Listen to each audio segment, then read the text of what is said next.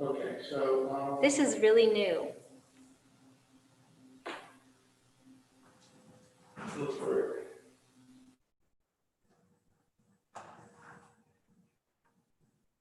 it. So please go to the next page. Do you have the, all right, I see you all. I hear feedback. I'll try not to let it bother me. And We're not generating feedback, though. well, everything is echoing, but it's okay.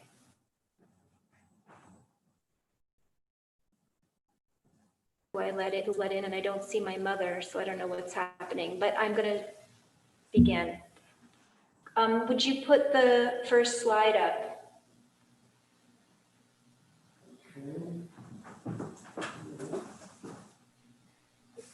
By the end of Yom Kippur, this will all get figured out.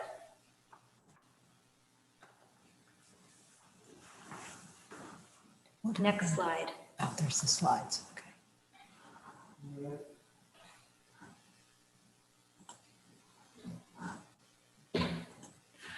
La la la la la la la la la la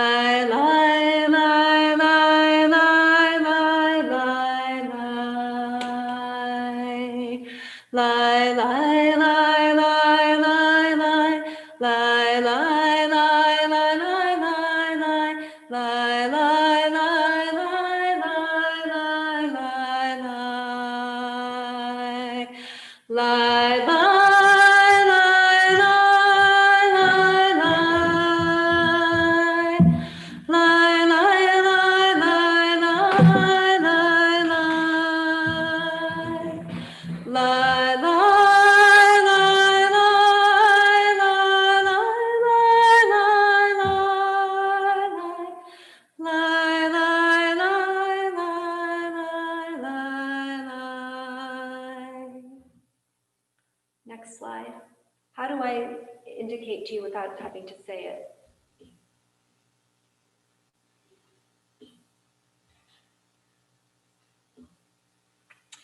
So we're going to bless the Zoom room, the Zoom space. Each one of us is in our own space, and we're also all here together, and it's really wonderful to see people from Temple Beth Shalom that I see here every year, as well as my family and some very good friends whose faces I see on the screen. It's very exciting. We're going to bless this space, Manorah Hamakom Hazeh, which is something that Jacob said when he was just on his journey, and he saw the vision of the angels going up and down the ladder, and he said, how awesome is this place? Manorah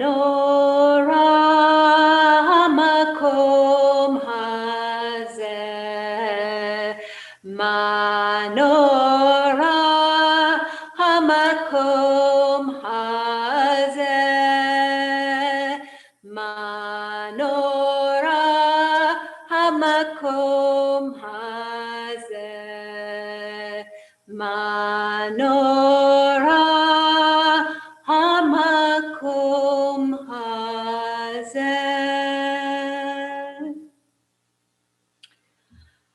I want to welcome everyone formally. This is my 5th year at Temple Beth Shalom. I'm here with one other person who's running the soundboard, and the rest of you hopefully are out there. There are going to be times during the service, a few times when we're going to have you unmute yourselves if you want to speak. I'm going to call on people to read some things. I want to welcome not only the members of Temple Beth Shalom, but there are also people from the West Shore here, other West Shore communities in central Pennsylvania who we've been collaborating for a few months. So I've gotten to meet you too. And also I want to welcome anyone who's here from the Jewish Home in Harrisburg.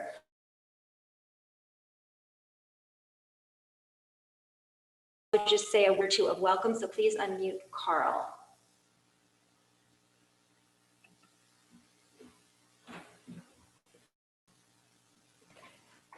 Shalom. You kind of froze out there for a moment, so I didn't fully hear what you said. But I want to say, to set some context for what we're doing here, and say Shana Tova, and welcome also to the beginnings of what we hope and expect to be a long and mutually beneficial relationship between many adjacent Jewish communities whose lot it is to be examples of Torah to an entire region in Pennsylvania.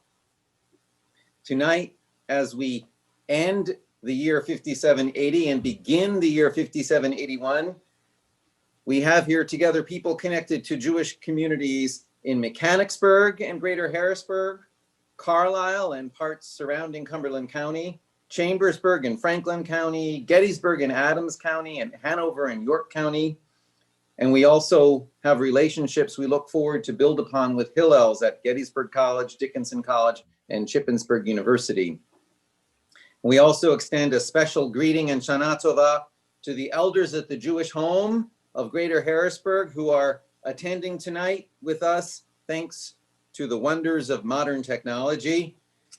And thanks to that technology, we have in attendance people from beyond any of those areas or those communities, because the troubles that come with pandemic have forced us all onto a medium that does have one advantage, and that is you can join us from anywhere, right here in your own home. So welcome everybody. As we begin together looking over and acknowledging the year that has passed, we see what a year it has been. As many of you know, in our most well-known prayers for Rosh Hashanah and Yom Kippur, we're reminded quite powerfully of our limitations, our vulnerabilities, our fragility, our mortality. And when we recite, who shall live and who shall die, who in the fullness of time and who with the shortness of days, who by fire, who by water, who by sword, and who by beast, who by hunger, who by thirst, who by earthquake, who by plague, we will be aware that this year, as in few others in recent memory, we have seen some great measure of all of this. Not only people who've died before their time, but we see and have seen fires to an extent not seen before that eat up the landscape and darken the skies, taking whole towns. We're seeing record numbers of hurricanes and massive flooding, countless wars going on, just like those prayers. And I didn't even mention pandemic. So this has been quite a year that we will be responding to and contemplating and looking at our interconnection with each other. But let me conclude with a poem that speaks to the point that even with all of this, we should maintain some awareness of the resources and the resourcefulness that we have. This poem looks at the situation with optimism, looks at meeting challenges with optimism. And I've chosen this poem because of our building of networks of communities. The poet was the author of a collection of poems I just rediscovered among my shelves. And she was a local Jewish woman, a member of the Jewish community in Carlisle, Kay Marcus Freiberg. And I knew her before she died in 2003, as did some of you here tonight. So it seems fitting to bring her voice back into our midst, especially since it seems she had so much to say. The poem is called Boundaries. Eyes cannot see beyond the rim of coming days. Horizons dim and endless hover just too far beyond our sights.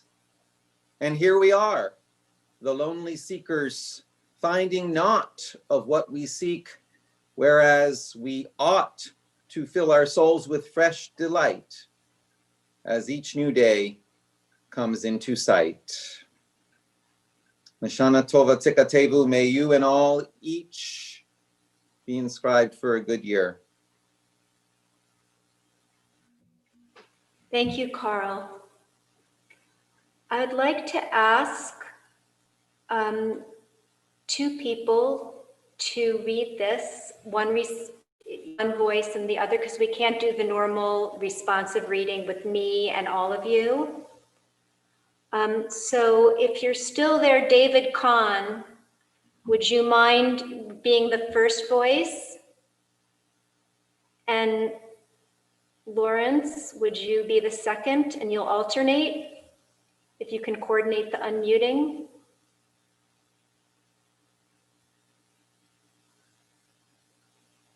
I don't know if David's still there.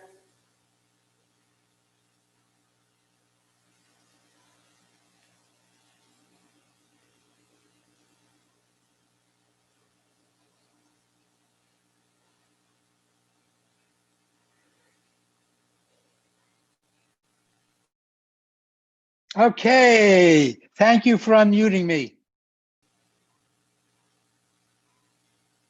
Okay, go for it, David. Okay, no, I don't see anything on the screen. Am I supposed to see To something everything on? there is a season.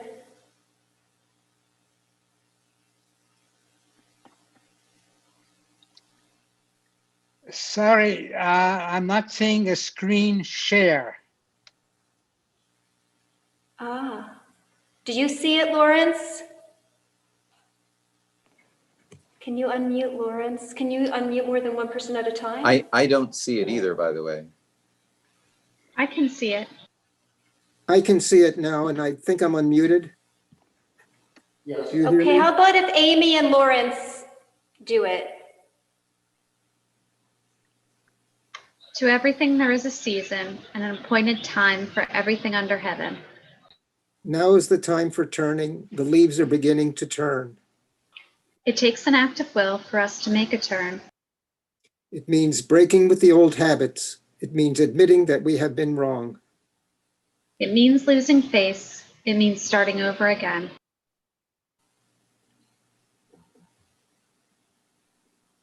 It means saying I'm sorry. It means admitting we have the ability to change. These things are hard to do, but unless we turn, we will be trapped in old ways. God, help us turn. From callousness to sensitivity, from hostility to love. From pettiness to purpose, from envy to contentment. Amen. Thank you, both of you. So now I'm going to go light the candles, which tonight both are Shabbat candles and candles for the Yom Tov, Yom HaZikaron, the New Year. And I'm going to light the candles up there in the way that I light Shabbat candles, because they are also Shabbat candles.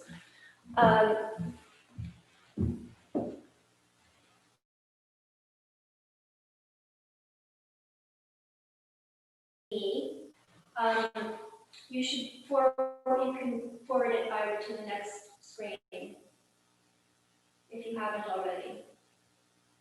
Because the blessing is there, although people know the blessing, so maybe it's not so important. So the way that I light Shabbat candles is before I say the blessing, I bring the light in 7 times for the 7 days of the week until next, God willing, next Friday night, I'll be lighting Shabbat candles again. I'm going to make sure that this one is really caught. Looks good. So as I bring in the light, I don't do it quickly. I really think, okay, this light is for today. That is for Shabbat. And then I do it the second time is for Sunday, etc. So I invite you, either with your hands or just mentally, to bring in the light and imagine the light coming in to each day of the coming week. And then after I've done it 7 times, I raise my hands up, sending light out to the people and places where I want to send the light, where I feel the light is needed, which is really everywhere.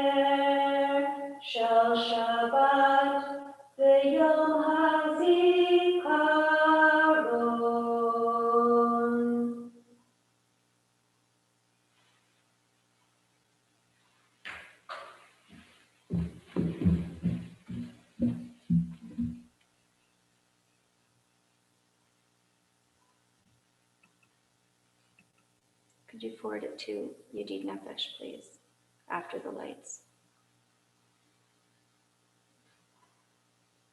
Okay, we're on slide 8, Yedid Nefesh. Because it's Shabbat, we don't normally sing this on a regular Rosh Hashanah, but this is sung every Shabbat. Beloved of my soul, compassionate Father. It's 4 verses, 1 for each letter of God's name. We're just going to sing just because everything's taking longer today because it's a new way. We're going to sing the first verse and the last. Yedid nefesh av harachaman mishoch avdecha el ritzonecha yarutz avdecha kemo ayam yishtachavel muhadarecha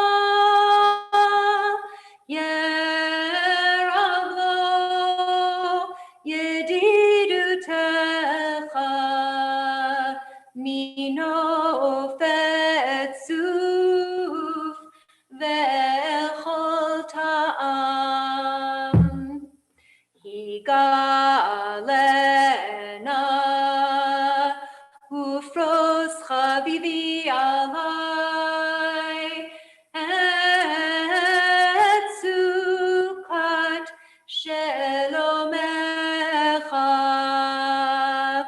ta'ir eretz mikvodecha nagila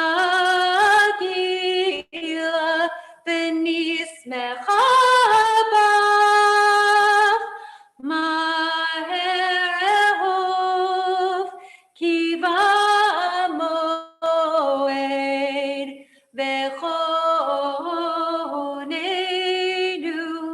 ki me'olam yadadai-dai-dai-dai yadadai-dai-dai-dai yadadai-dai-dai-dai-dai yadadai-dai-dai yadadai-dai-dai-dai yadadai-dai-dai-dai yadadai-dai-dai-dai-dai yadadai-dai-dai-dai yadadai-dai-dai-dai yadadai-dai-dai-dai yadadai-dai-dai-dai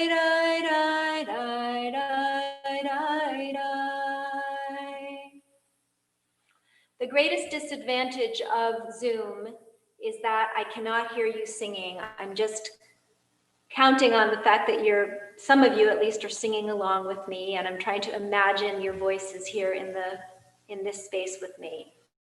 So now I didn't mention that this service is including, first of all, very important to say that all the services that I'm doing for the high holidays, I'm using slideshow PowerPoint that has been created by Rabbi Rachel Barenblatt, who lives in Western Massachusetts, called Holy at Home.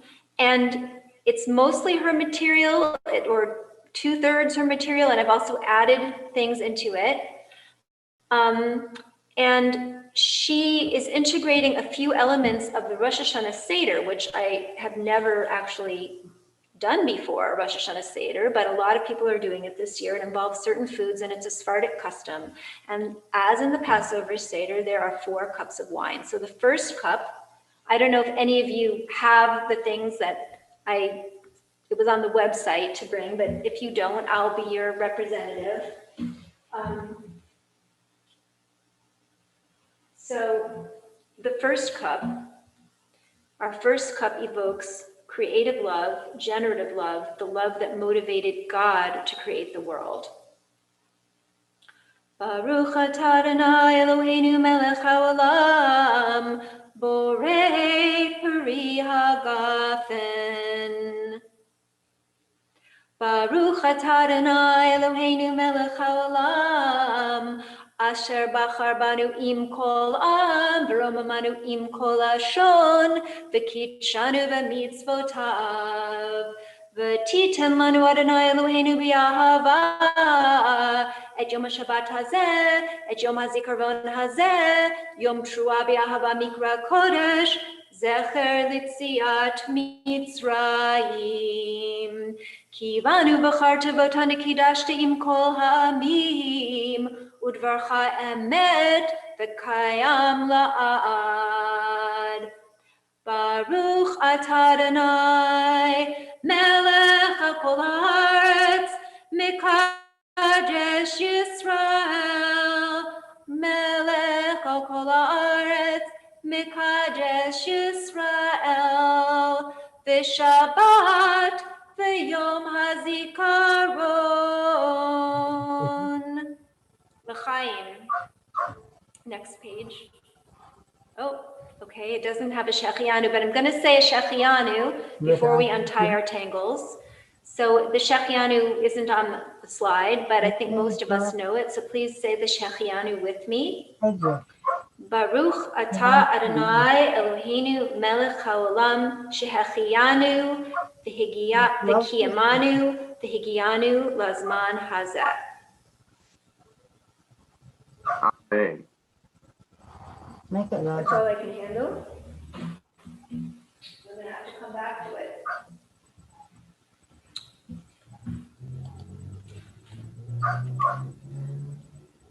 Next slide is untie our tangles. No, go back one, I'm sorry. So this is also not a high holiday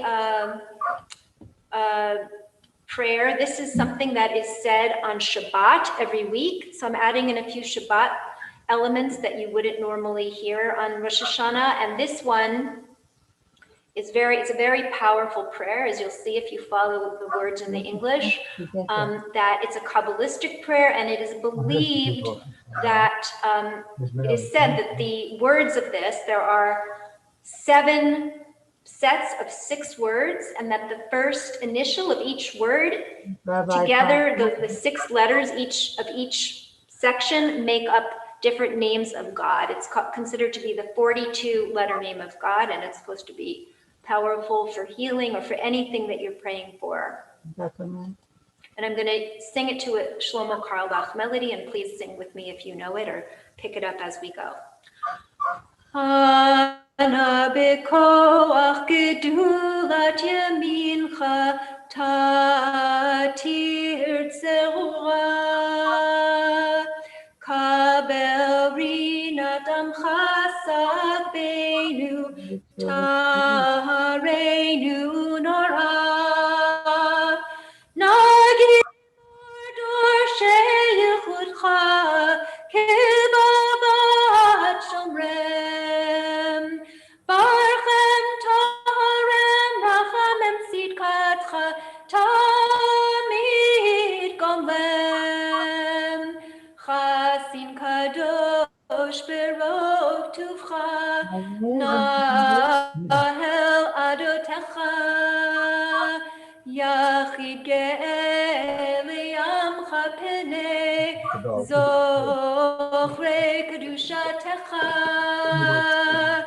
shavatenu kabel ushma tzakatenu yodea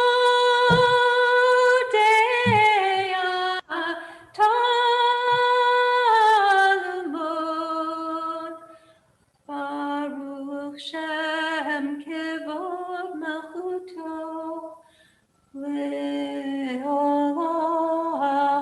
Va'ed. So untying our tangles is a metaphor. We all have tangles to untie. We all have tangles to untie. Just as we all have rivers and seas to cross, and that comes a little bit later in the service. So we are continuing now with Psalm 92, which is also special for Shabbat, Mizmor Shir L'Yom HaShabbat. I'm just going to sing the first line, which is also a Shlomo Carlebach melody. Please sing with me. Mizmor, mizmor, shir, shir liyom hashabbat. Mizmor, mizmor, shir, shir liyom hashabbat. Mizmor, mizmor, shir, shir liyom hashabbat. Mizmor, mizmor, shir, shir liyom hashabbat. Next slide. Psalm 93. I can't see who's here, so I'm gonna just ask Ira. You can randomly unmute someone to read the English. Someone can read the first paragraph. Someone could read the second one.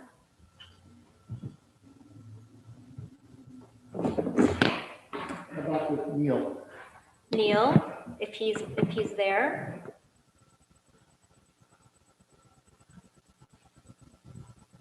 Nice. It's just tricky because it's not like when you're sitting in the pews and I can just say, Neil, will you please read this? I think you should ask people whose faces we can see. Because if we can't see their faces, we don't know for sure that they're there. Okay, all right, so how about, Robert? What do you say? Adonai possesses us, robed in sublimity. God is the strength of a world secure and unshakable. From ancient time, we have sought you. You are from eternity. How about, could you unmute Rick there right below to read the second one, the ancient ocean?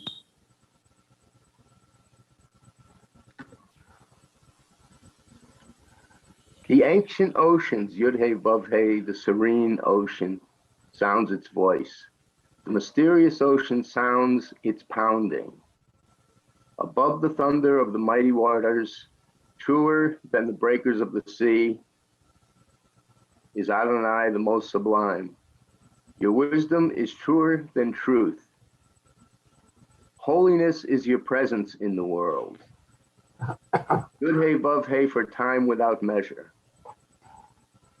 Thank you.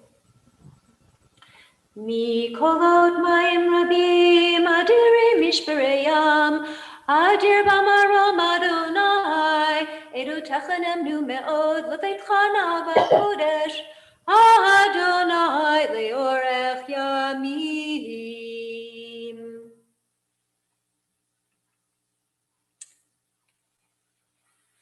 So this is a song. This comes actually from Eicha, from Lamentations at the very end, and I sing it every year on the high holidays. So let's sing this together.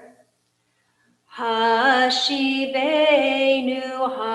Hashivenu, Adonai Elecha, Venashuva,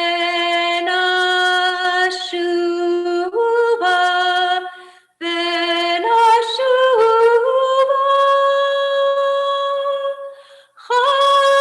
Chadish, Chadish, Yaminu Kekedem. Return us, Adonai, Eternal One, to you, and we will return.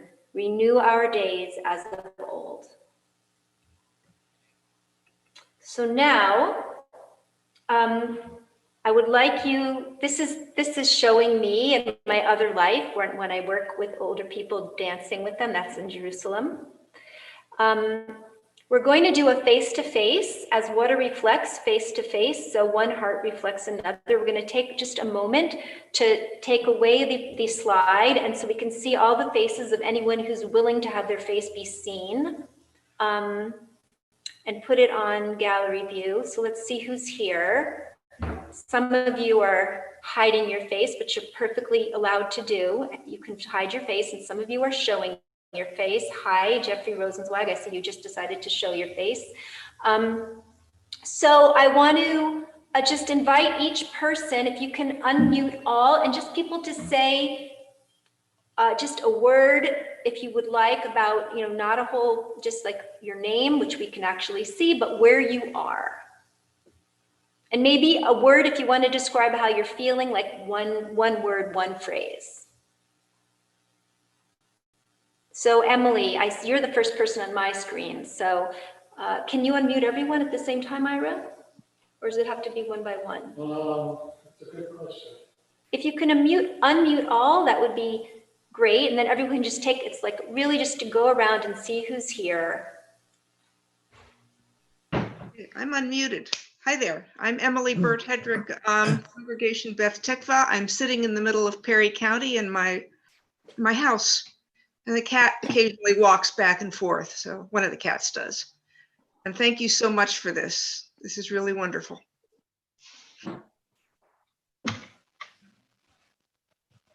I'm John Bloom and Amy Farrow from Congregation Beth Tikva in Carlisle. We're at our home in Carlisle. Welcome.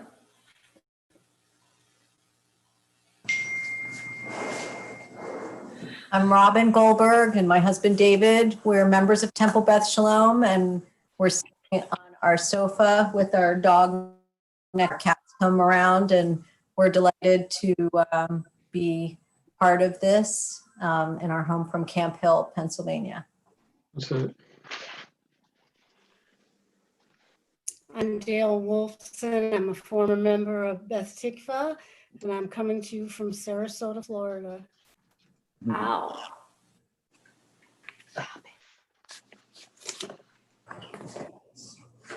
Don't I'm be Marilyn shy. Kranzel from Temple Beth Shalom, Mechanicsburg, and it's nice to be here with everyone. I'm Amy Rundle from Temple Beth Shalom, and I'm here in my living room in Harrisburg. Hi, I'm here with my wife Erica and daughter Lucy in Shippensburg.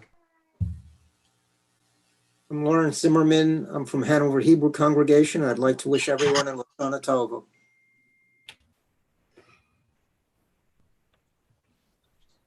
I'm Carl Choper. I'm the rabbi at the Jewish Home and also Temple Beth Shalom and a number of things in town. I'm here in my living room in Harrisburg. I'm David Kranzel and my wife Beth Kranzel. We're here in Mechanicsburg. We're members of Temple Beth Shalom, and we wish everybody a happy and healthy new year.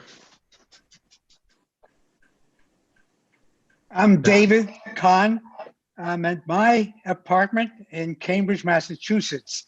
The Shana Tova, and thank you so much for making this happen. It opens my heart. David's an old friend of mine. Thank you for coming. Thank you for having us. My name is Rachel Korn. I'm a member of Congregation Beth Tikva. I also work at JFS, and so many of your faces look familiar to me.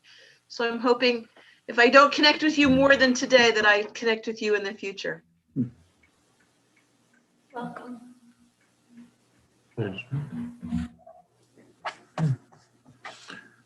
Hi, this is Bill Gladstone, Temple Beth Shalom. Nice to see everybody and wishing everybody a happy new year.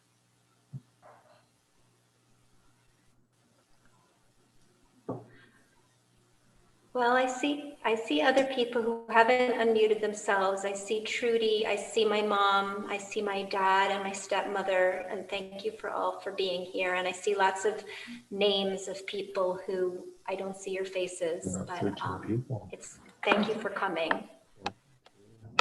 We're going to continue. Again, this is a part of the Rosh Hashanah Seder, which again is new to me. It's a Sephardic custom, as I said. And one of the foods is dates. It's funny, I have a friend right now who lives in the south of Israel in the Arava, and it's date harvest season. I asked him, do you get sick of dates? He said, after the second day of picking dates, that's it. He can't stand to have another date. But here's a date. You know, when we talk about the land of milk and honey, this is the honey that was most probably spoken of, date honey, not, they may have had bees, but they for sure had dates. As we prepare to enter into community with the Baruch Hu, dates embody a blessing for the sweetness of peace and meaningful relationship. May it be your will, Adonai, that all enmity will cease. Baruch atah Adonai Eloheinu melech haolam borei pri ha'etz.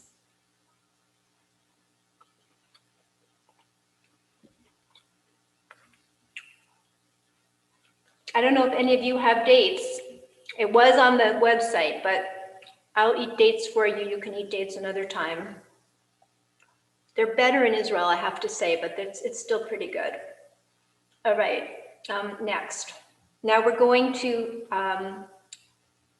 begin the official. This is a point in the service where there needs to be a minyan, and you are a minyan. We are a minyan. If you're able to stand, this is a point at which we stand.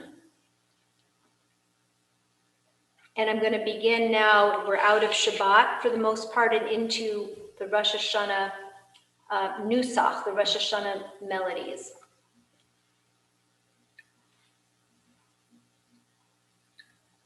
Baruch Hu et Adonai HaMevorach. You need to unmute somebody to respond. Amy, Robin.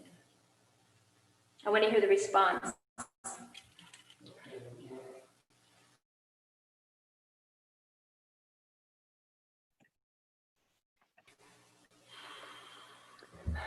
Baruch Adonai HaMevorach li'olam va'ed.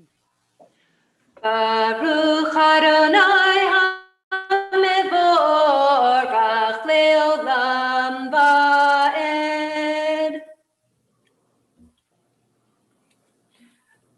Baruch atah Adonai Eloheinu melech haolam asher bidvaro ma'ariv aravim b'chochma potech sharim ubetfuna mishneh itim machalif et hazmanim umesader et hakochavim b'mishmotem b'rakia kirtzono borei yom v'layla golel or mipnei choshech v'choshech mipnei or uma'avir yom umevi layla umavdil bein yom uvein layla Adonai tzvaot shemo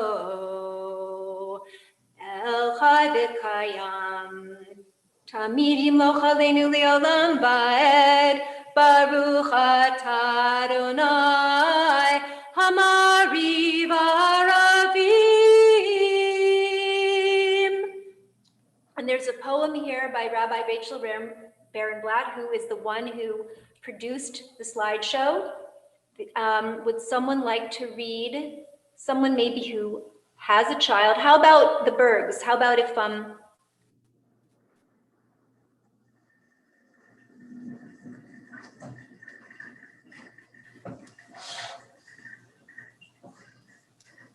you just never know when someone disappears. That's the problem. Oh, there you mix are. Okay. the watercolors of the evening, like my son swishing his brush until the waters are black with paint, the sky is streaked and dimming.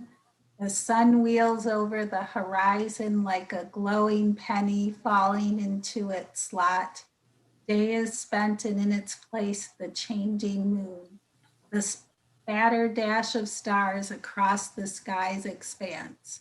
Every evening we tell ourselves the old story. You cover our sins, forgiveness like a fleece blanket tucked around our ears. When we cry out, you will hear.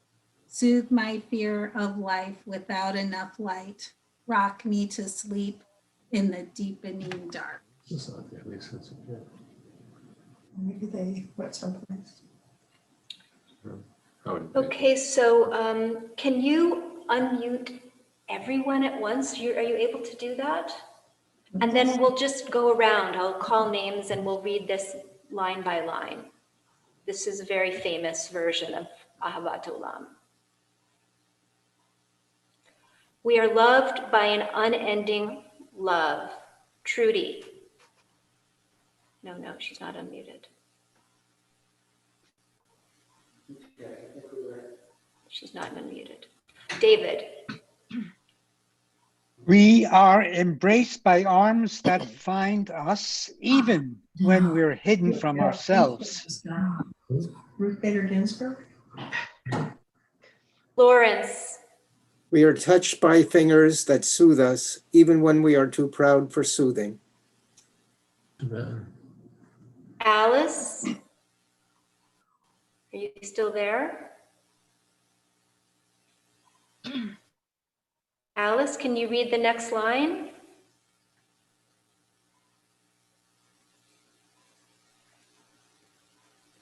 Do you know where they're at so you can read? Okay, Amy. Yeah. Huh? She's calling her. By voices that guide us, even when we're too embittered to hear. We are loved by an unending love. Mom.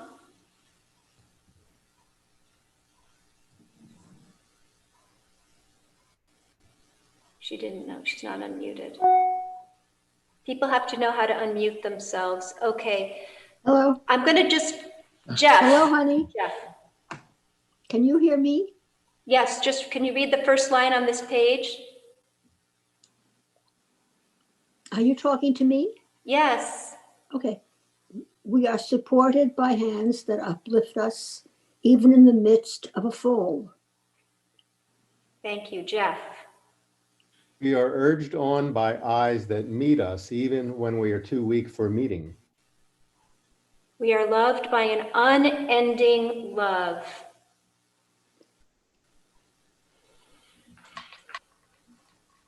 I don't know who else is unmuted. Emily. Embraced, touched, soothed, and counseled. Ours are the arms, the fingers, the voices. Ours are the hands, the eyes, the smiles. All together, everyone who's unmuted, we are loved by an unending love. Thank you, everyone. Carl. Oh no, sorry. Pomegranates, next food. Are you there? Pomegranates? Yes. Okay, pomegranates are another food in this Rosh Hashanah Seder. They're in Israel right now, the pomegranates are ripe and falling off the trees. Actually, they're eaten by birds. There's a pomegranate tree in my backyard growing out of a huge pot. It's a huge tree growing out of a pot, and I never eat a pomegranate from it because of the birds, because you have to put a net around them. So pomegranates are our embodied prayer for more Torah and more mitzvot in the new year. May we be as full of mitzvot as the pomegranate is full of seeds.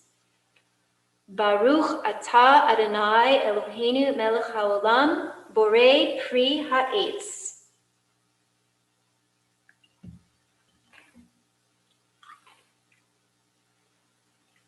Yum.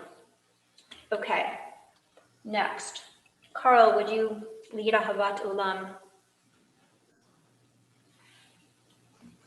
Ahavat Olam Beit Yisrael Amcha Hafta Torah u'mitzvot chukim u'mishpatim otanu limadetam Haken Adonai Eloheinu b'shachleinu chomeinu nasiach b'chokecha v'nizmach b'divrei toratecha u'v'mitzvotecha le'olam v'hed Ki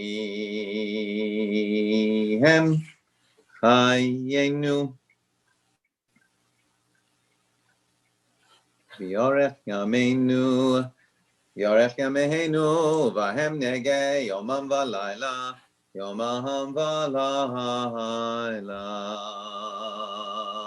v'ahavat chalta sir mimenu le'olamim Baruch atah Adonai ohev amo Yisrael.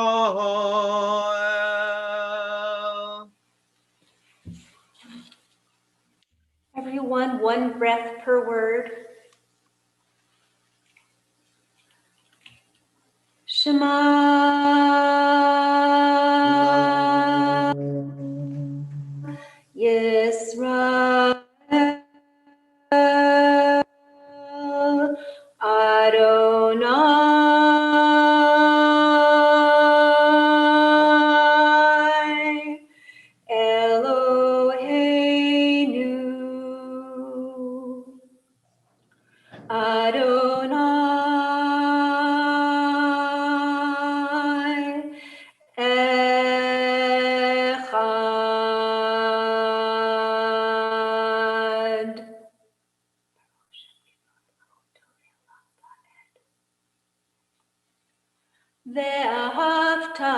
את אדוני אלוהיך בכל לבבך ובכל נפשך ובכל מאודיך, והיו הדברים האלה אשר אנוכי מצווך היום על לבביך, ושיננתם לבניך ודיברת בם, בשבתך בביתך ובלכתך בדרך ובשוכבך ובקומך, וקשרתם לאות על ידיך, והיו לטוטפות בין עיניך, וכתבתם על מזוזות ביתך ובשעריך. We're going to continue. Go to the next slide. How good it will be. The second paragraph, we're going to read in English instead of in Hebrew, V'hayayim Shemoah. And again, I'll begin, but maybe Ivor, you can just start unmuting random people whose faces you see to continue it, because it's several pages.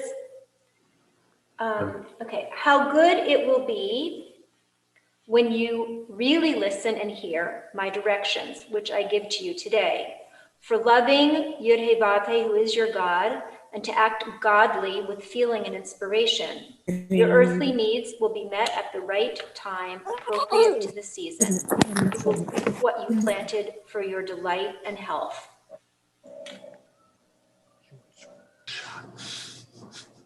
Well, that's good.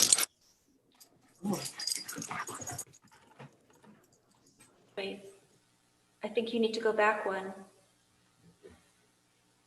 You got to go back one.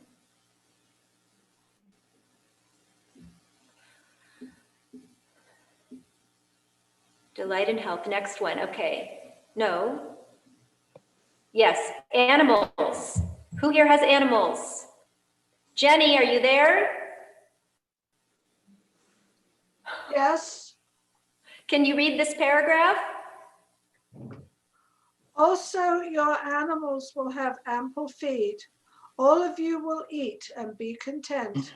Be careful. Watch out. Don't let your cravings delude you. Don't become alienated. Don't let your cravings become your gods. Don't debase yourself to them, because the God sense within you will become distorted. Marilyn? Heaven will be shut to you. Grace will not descend. Earth will not produce. Your rushing will destroy you, and earth will not be able to recover her good balance in which God's gifts manifest. May these values of mine reside in your feelings and aspirations, marking what you produce, guiding what you perceive.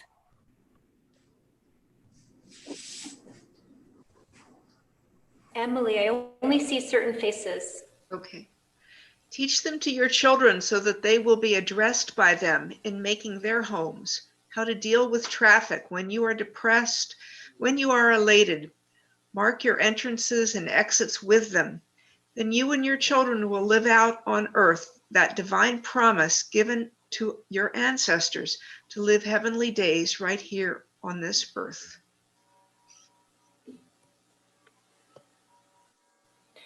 למען תזכרו ועשיתם את כל מצוותיי והייתם קדושים לאלוהיכם, אני אדוני אלוהיכם, אשר הוצאתי אתכם מארץ מצרים להיות לכם לאלוהים, אני אדוני אלוהיכם. אדוני אלוהיכם אמת. Bill, could you read the paragraph below? I think I want to read. Yeah. Which one, Rabbi? All this is true. Oh, there you go. All this is true and trustworthy, our experience of this world. Our lives are difficult. We are pursued by our ideals and our imperfections. We must choose between life and death, between slavery and freedom. We sway between listening for hope and succumbing to anguish and despair, the death of our spirit. But we are not abandoned nor alone. We search the distant past and our own days and find the courage to enter our struggles. to wrestle with the pharaohs in our hearts and those in the world around us, and to slowly free ourselves from bondage. We are companions who help each other rise from the dust. From age to age, the tale has been told how Moses and Miriam led us forth from Egypt. The deed of liberation is answered with joyous song, a moment of celebration that lingers and uplifts us in the midst of our days. Mi kamocha. Mi chamocha ba'elim Adonai, mi kamocha nedar b'kodesh, no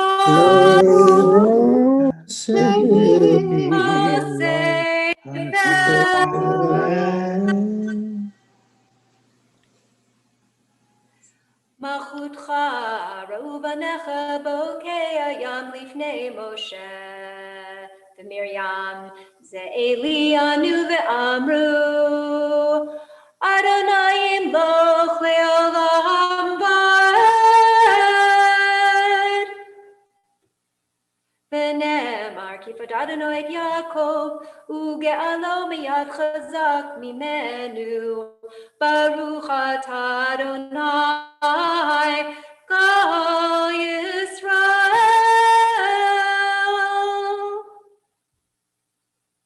Next cup.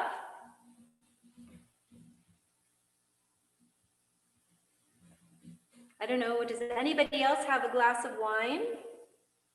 Here we go. Our second cup evokes courageous love, risk-taking love, love in the wilderness, love in narrow, tight places. Baruch atah Adonai Eloheinu melech haolam borei pri hagafen.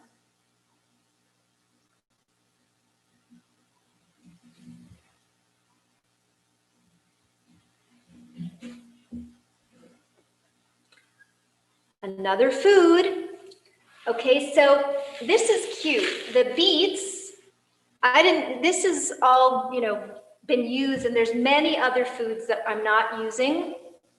A lot of red foods. So beets, this is an embodied prayer for what we want, what we are determined to get rid of, which is also something that we do in Tashlich, which is another Rosh Hashanah ritual. May it be your will, Adonai, that all enemies who might harm us, physically or emotionally, will retreat. May we overcome obstacles, both external and internal, on our paths to freedom, happiness, and wholeness. And the reason why the beet is used for this, there's a whole lot of foods that are used that are like puns, and the word in Hebrew for beet, selek, is like the word for the salek, to get rid of, or listalek, to get to retreat. So that's why it's chosen for this. So here I have, here's a raw beet. I like raw beets, but I also have a cooked beet here, fresh cooked today from the raw beets. And I'm going to say it's not Borei Pri Ha'etz, it's Borei Pri Ha'adamah. Baruch atah Adonai Eloheinu melech haolam Borei Pri Ha'adamah.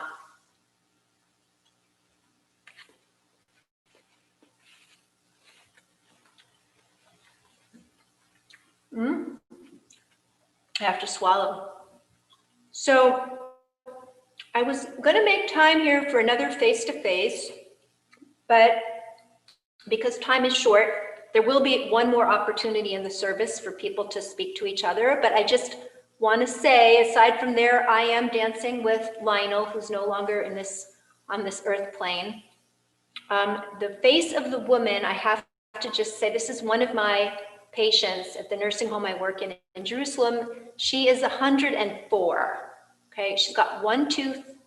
She went through if you've heard of the siege of Leningrad, she wrote a book about it. She only speaks Russian and Yiddish. We communicate mostly with gestures, and look at that Punim. She's amazing, always smiling, an incredible spirit. So much that you can see in a face, in a person's eyes. Hashkivenu. Hashkivenu, Hashkivenu, Adonai Eloheinu, L'shalom v'hamidenu malkei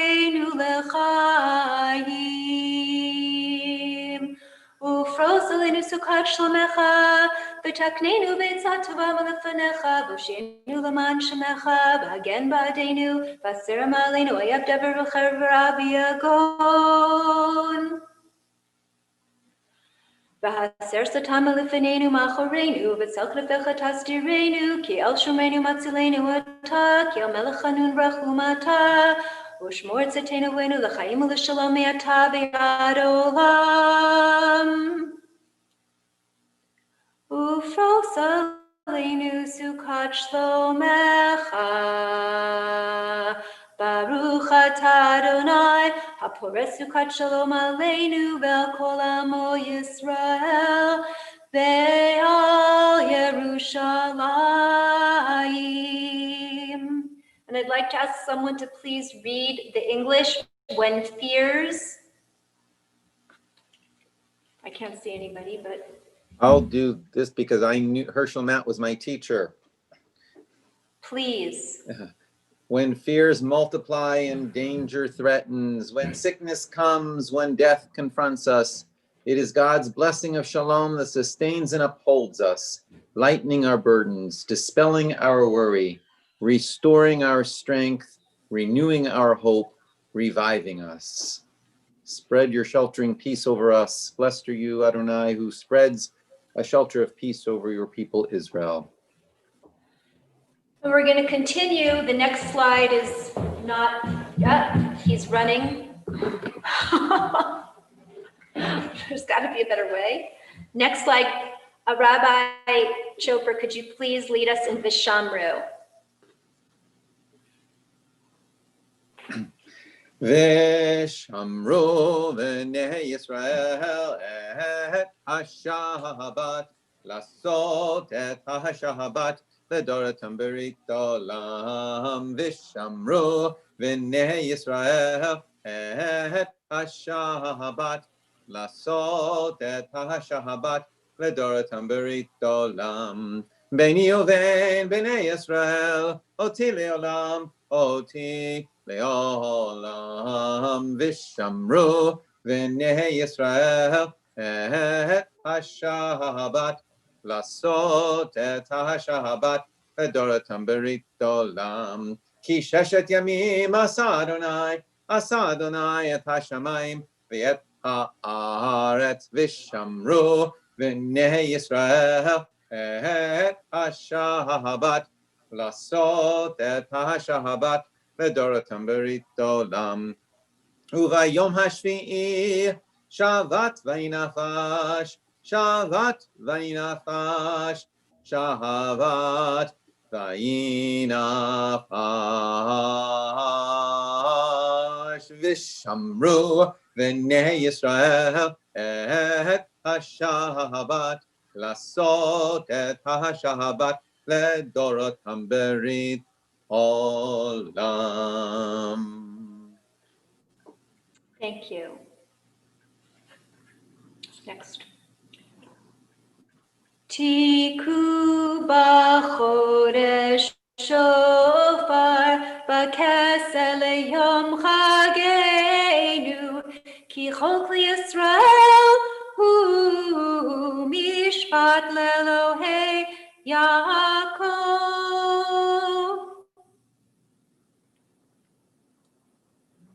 Yitkadash Shmei Rabbah v'yamad yivrach Yerute v'yamlich malchute b'chayechon v'yomechon v'chayedecho Beit Yisrael b'gala u'bizman kari v'imru Amen. Everyone, Yehi Shmei Rabbah mevorach le'olam u'almei almaya.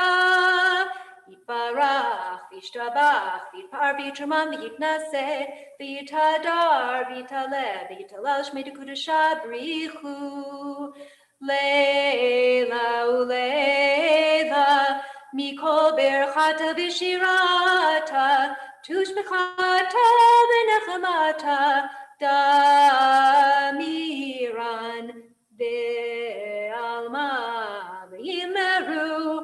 Amen. Now we have the silent Amidah. Now, this slide is telling you this is a time to stand and do, or you can sit if you prefer, but it's a time for, it's a prolonged period of silent meditation. These are the 7 themes of the Shabbat and the Rosh Hashanah Amidah, the 7 blessings, the 7 themes. So you can either meditate on those themes, or Ira will move the slides forward, giving you time to pray the actual words of the entire Amidah, which is relatively short in the evening compared to the morning. So I'm going to take my machzor so I can concentrate. And I'll meet you back in about 5 to 7 minutes. So you can go stand out on your porch, or on your, stand wherever you're most comfortable to stand. See you soon. Page 103.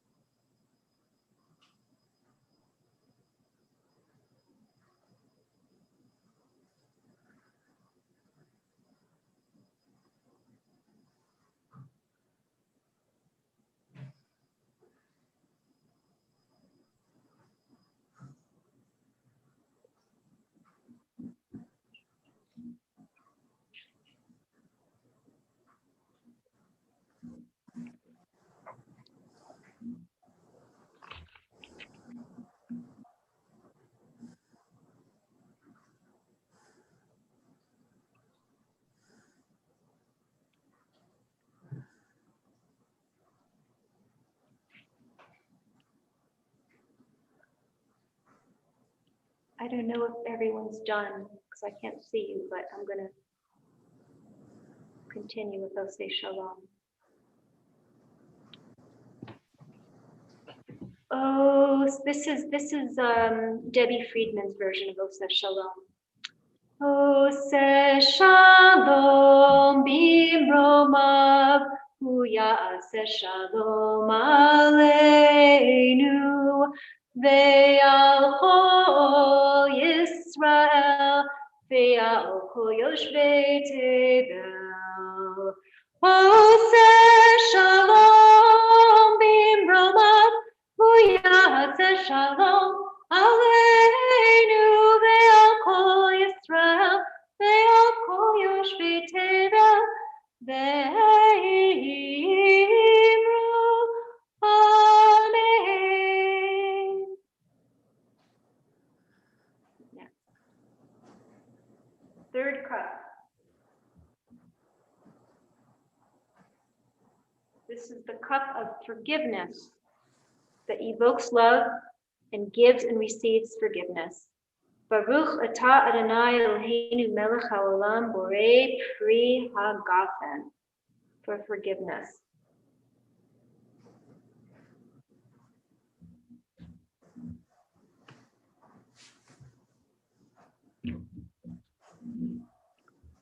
So I'm about to give my talk, my sermon, my devar, which the topic is holiness of place, kedushat makom. And here I've put pictures of places that are special to me.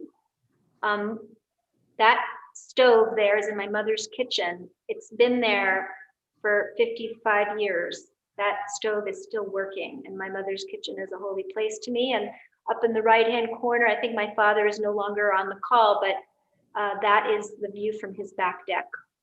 And the other two places are places in Amherst, the town that I grew up in. So I'm going to actually get some paper, which is such a rare thing in these days, and read to you, speak to you about the holiness of place.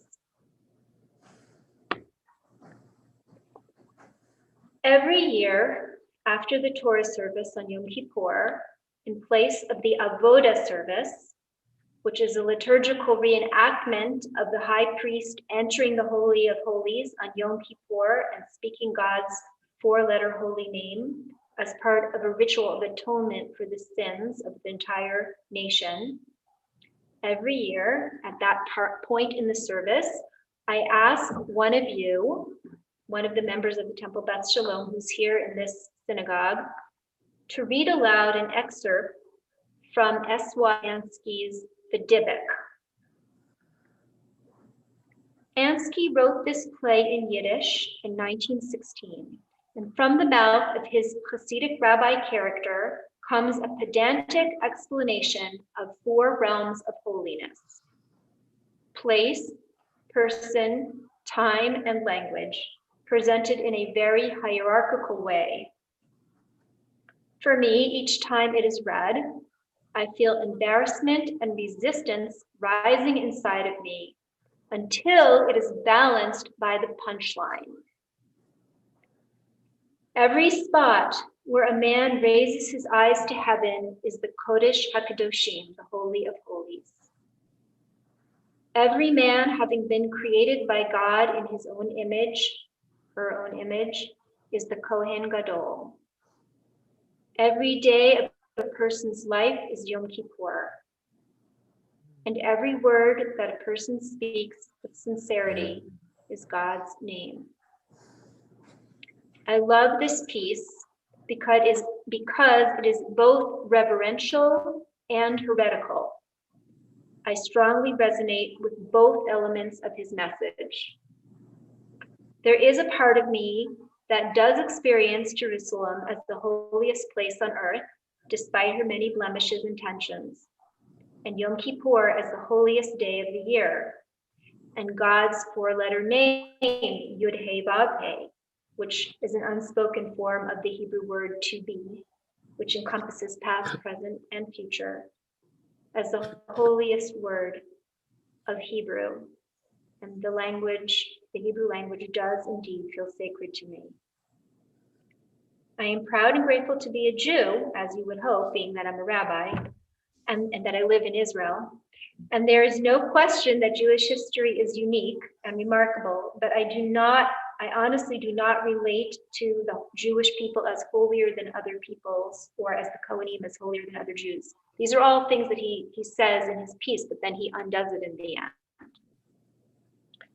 Regarding the other three realms of place, time, and language, while there is a special place in my heart for Jerusalem and Israel, I also experience holiness in other places. And while I do have a special affinity for Hebrew, and I feel my prayers are the most potent and the most intimate when I pray in Hebrew, I also have been deeply touched by words spoken or written in English and French and other languages that it's been translated. I don't speak any other languages. And while Yom Kippur is always a holy day for me, I have experienced many other holy moments made holy to me through the people I was with, the places I was in, or the particular state of mind I was in that allowed me to experience something sacred. A word about the concept of Kedusha, holiness. The word kadosh means set apart, special. Kedusha is not the opposite of bad, but rather the opposite of chol, as we say at Havdalah, Hamavdil ben Kodesh l'chol, the one who distinguishes between the holy and the ordinary. The presence of holiness may inspire awe or fear and or evoke love or wonder.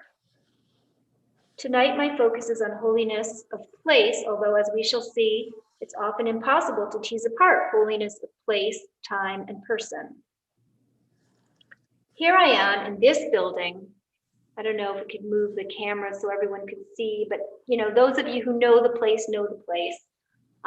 Here I am in a building that was paid for and constructed by members of Temple Beth Shalom in 1974. And for the past 46 years, you, and for some of you, your parents and even your grandparents, have prayed here, celebrated here, learned here, held planning meetings here, and mourned here. You have built community in and around this building.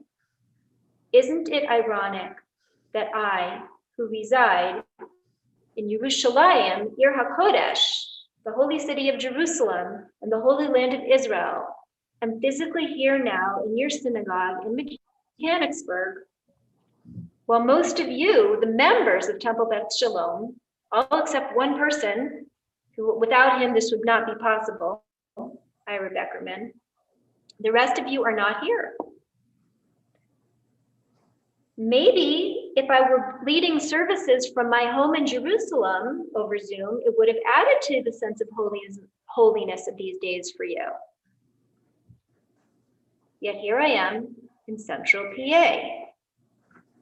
From the time of the destruction of the temple in Jerusalem, the rabbis understood, as it is written in the Talmud, Tractate Megillah 29a, that God will dwell in the holy spaces we create, for they are the temple in miniature, the Mikdash Me'at, Synagogues, study houses, and even homes are called Mikdash Me'at.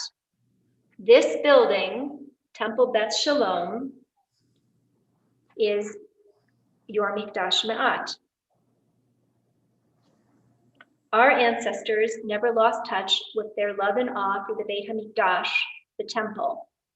But they accepted that since they were not able to return to Jerusalem and rebuild the temple, they could also experience holiness in the synagogues that they built in exile. You, members of Temple Beth Shalom, had already begun to gather as a community several years before this building was constructed. But erecting a building to meet in definitely contributed to your growth and your stability. It's significant that Bnei Yisrael, the descendants of Jacob, became Am Yisrael, a nation, in the wilderness, Bamidbar, over the course of 40 years of wandering. But they were not homeless. They were heading home to the promised land, the land of their forefathers and foremothers, the land that God had told Abraham to go to find himself in. It was a place that the people, or at least some of the people, remembered during their 400 years in Egypt. The memory was passed on midor lador, from generation to generation.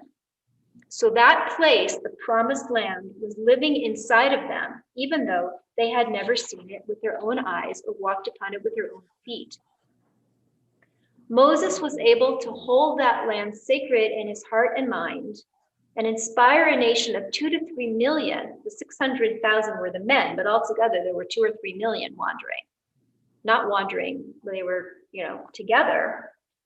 They were following his vision of going to this place, and they were inspired by his yearning, even though neither he nor they, nor their parents, nor their ancestors for at least 6 generations had ever been there. And after the destruction of the Second Temple by the Romans, the yearning to return to the Holy Land was a steady flame, passed again, midor lador, from generation to generation for 2,000 years to Jews throughout the globe. This yearning for Eretz Yisrael was transmitted without photographs, probably even without etchings, and without parents being able to tell their children about their personal experiences or even their great-grandparents' experiences in the Holy Land. But they did have the stories of the Torah that took place in the Holy Land and the Tanakh. Now you, members of Temple Beth Shalom, can easily remember being here. Relative to 2,000 years of exile, you were here very recently. Although I am here now and you are seeing your community's Makom Kadosh, holy place, in real time, unless you're watching this on YouTube later, you don't actually need me to be in your synagogue in order to access the feeling of what it's like to be here. You know what it feels and sounds and looks like to be together in this physical space. And now, since March, some of you have been Zooming into Temple Beth Shalom Friday night services without a single person being in the shul.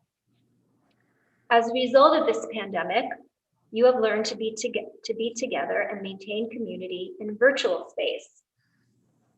Many rabbis are leading high holiday services this year from their homes, and they are using these circumstances to encourage their congregants to create a sense of holiness in your own homes. The title of the on-screen materials that I'm using is Holy at Home. How can we make our homes holy places? How can we create spaces within our homes that help us to feel closer to God? Mezuzahs are meant to remind us that we are entering holy space. Ideally, they bring an awareness of God into our activities and interactions in our homes. A shiviti is an image of God's name, Yud-Heh-Vav-Heh, that is often placed in homes to remind us that we are facing God at all times. Recently, it was suggested in a rabbinic discussion group online that we should cover our mirrors around the house on Yom Kippur, as we do during Shiva, to reduce distraction and to help us focus on our inner work. So consider that for Yom Kippur, cover your mirrors. Not just in these times, but all through the year, some people put pictures of Jerusalem or other places that are holy or special to them around their homes, or generic photographs or paintings of beautiful places in nature, even if they're places they haven't been to. And people bring in stones and soil and sand and shells and beach glass and acorns and all kinds of things that remind them of places they've been to that are special to them. No one can tell anyone else what places should be holy for you, or what images or objects will bring a sense of the sacred into your home. For many people, a sense of holiness, a sense of connection with the divine, awe and wonder is much more easily experienced in nature than inside any building, even the most beautiful synagogue, church, or temple, or mosque.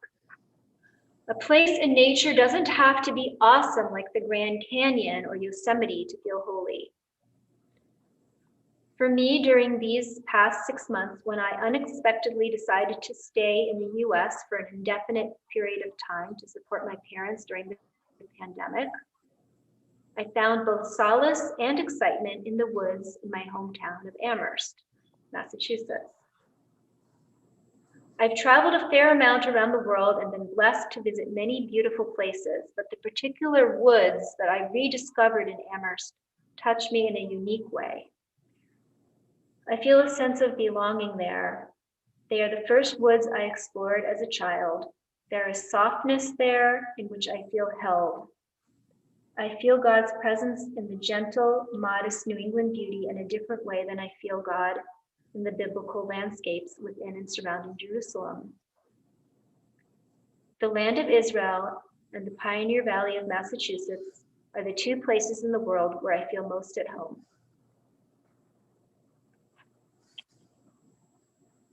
I'm skipping some stuff because it's getting late. Is Kedusha, holiness, an objective quality of a place, whether man-made or in the natural world? Or is holiness, like beauty, in the eye and heart of the beholder? Is a place holy because God designates it as such, or is it because human beings do? Clearly, what our God, there's only one God, but who we call God, what our God says is holy is not the same as what God designates as holy according to other religions. The Ganges is holy to Hindus. Mecca and Medina are holy to Muslims. So is Jerusalem. Bethlehem is holy to Christians. And the Americas are dotted with many sites that are holy to Native Americans. Okay, does anyone know the first place that God calls holy in the Torah? I'm going to answer. I'm sure some of you know. It's the site of the burning bush. God says, Moshe, Moshe. And Moshe says, Hineni, I'm here. And God says, do not come closer, remove your sandals from your feet, for the place on which you stand is holy ground. And the second place is Mount Sinai at the time of the giving of the Torah. It is referred to as holy. In the Torah, actually, the land of Israel is never referred to as holy. It's Canaan is the promised land. It's actually never referred to as holy. Nor is not Israel and not Jerusalem. It is later on in Kings when the temple was built there and Chronicles. But in the Tanakh, only the prophet Zechariah uses the term Kadosh for the land of Israel. In rabbinic literature, after the destruction of the Second Temple, the land of Israel and the city of Jerusalem were revered as holy, and from then on, the holiness of the land was accepted by all Jews. But already the great medieval scholars were debating whether holiness is inherent in a place or whether it depends on what actions are being performed there. Yehuda Halevi saw it as inherent, and Maimonides saw it as a social construct. I long ago concluded that what makes the Kotel, the Western Wall, or the Wailing Wall feel holy is not only our ancient history. The Kotel is also holy because Jews have prayed there and turned our hearts toward there for 2 millennia. It's the river of devotion, emotion, faith, and hope that makes it holy. Another question, can the energy of a place be changed? Once a place is holy, can it become unholy or vice versa? Sadly, I feel that the holiness of the temple area and the Western Wall is sullied by all the tensions there, both between Muslims and Jews, and also between ultra-Orthodox and egalitarian Jews. But even so, a sense of holiness does persist there for me. I don't go there often, but when I do, even though it's only like it's a 25-minute walk from my house is the Western Wall. So, and I go maybe half a dozen times a year. But when I do go, I do feel God's presence in a particular, almost electric way that I do not feel elsewhere. And my prayers there are always especially strong. Taking out the specificity of the term Kedusha, holiness, perhaps a more relatable question is, what is the significance of place in our lives? And how does place intersect with time and people? Last month, I attended a virtual fundraiser for the summer camp that I went to from 1974 to 1981, which was a hugely important part of my development as a Jew and as a person. The MC of the event projected a photograph of our beloved Cheder Ochel dining hall behind him, now sporting solar panels, which were not there in my day. The MC and the other people running the fundraiser were all in their 30s. I had never met any of them, but we all shared precious memories of the same place and the same places, the green pagoda and the circular sculpture and the barn, etc. Places that I had not thought about in at least 20 years. The evening included recorded performers of former campers, including myself and my sisters, singing a song we sang together on the last night of camp in 1981.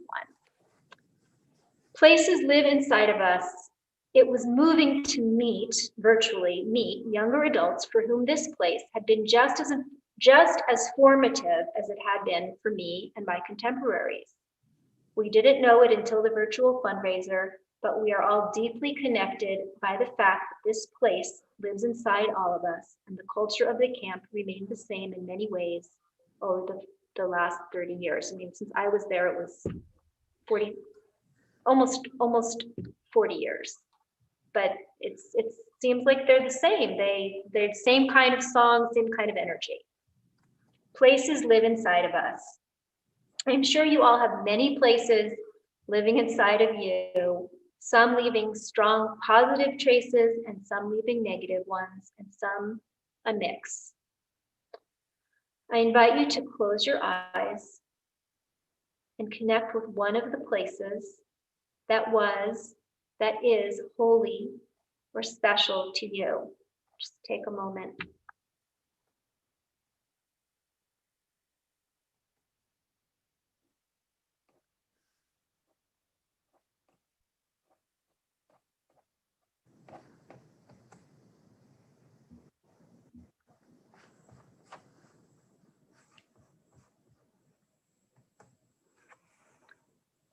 During this pandemic, we have all been in exile to one degree or another from places that are important to us.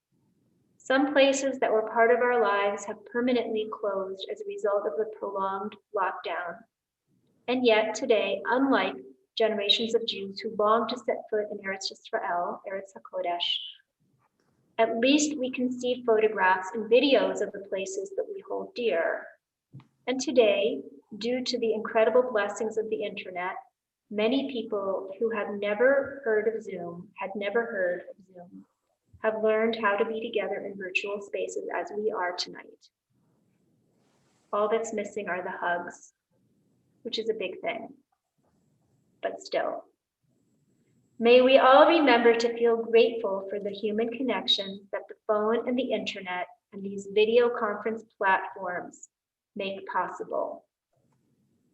May we feel nourished by these connections, which are not virtual, they are real. May we remember to reach out to people who are not in our inner circles, who may be feeling especially isolated during these times due to COVID. May we be patient and trust that it won't be long before we can return, perhaps wearing masks, to most of the places we enjoyed being in the past, Temple Beth Shalom among them. L'Shana Tova Tikatelu. May we all be inscribed for a good year.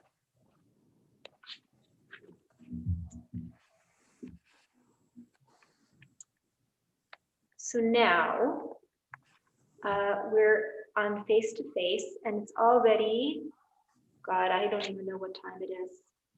Well, it's past 8:30. I don't know. It's still not that late. For me, it's early. I don't know how you're doing.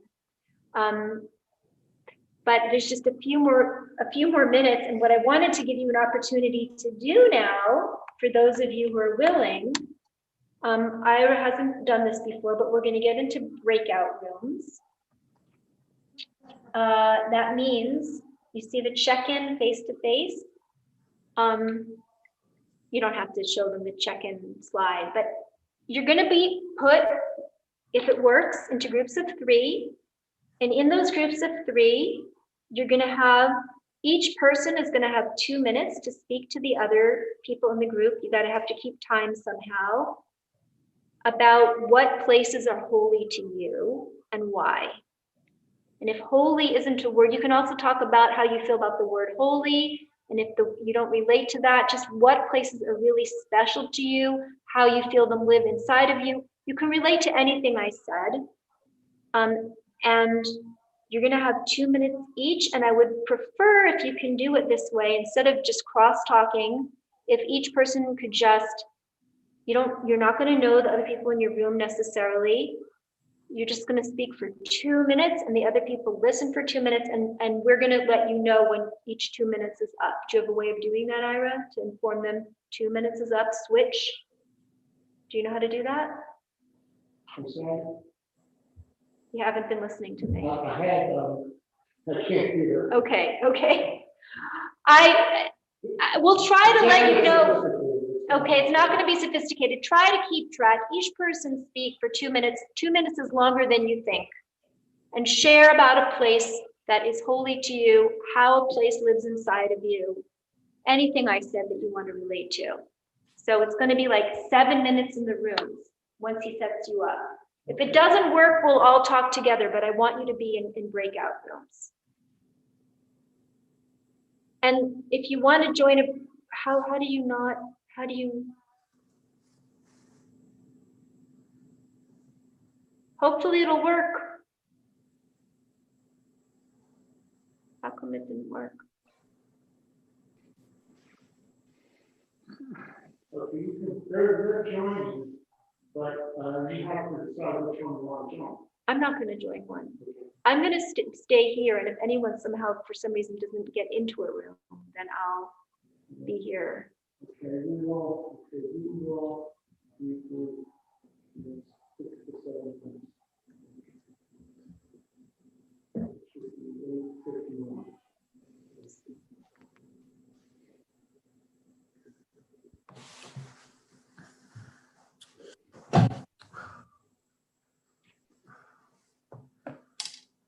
Can they still hear me? We can send a message. They don't listen to the room. No. How come? They don't have to join?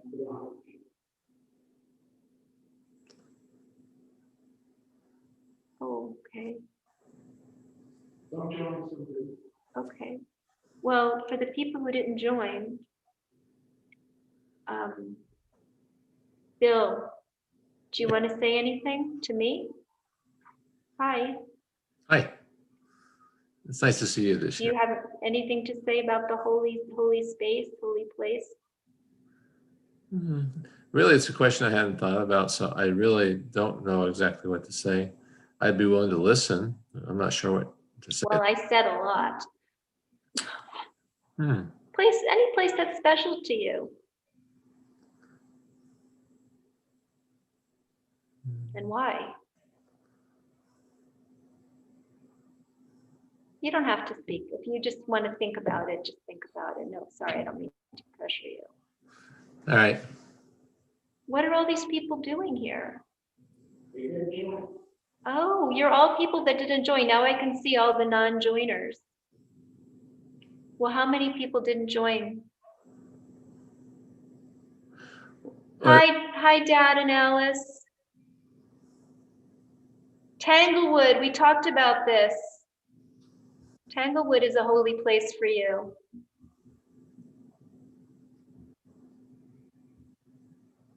I can't hear you, but you're allowed to go to bed if you want. Thanks for staying up so late.